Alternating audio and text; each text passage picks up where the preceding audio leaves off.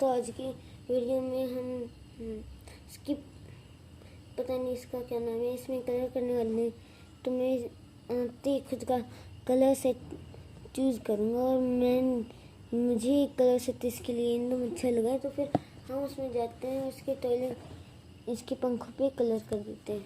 हमने इसके पंख पूरे कलर कर दिए और मैं ज़्यादा बकवास नहीं करने वाला और डायरेक्ट वीडियो बना लूँगा without voice over. Time lapse.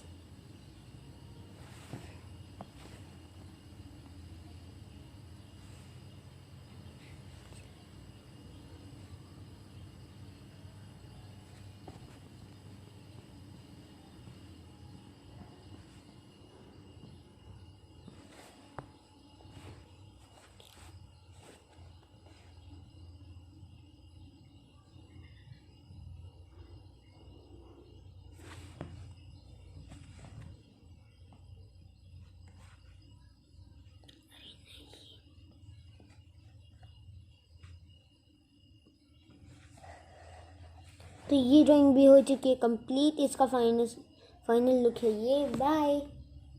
Thanks for watching. Don't forget subscribe our channel.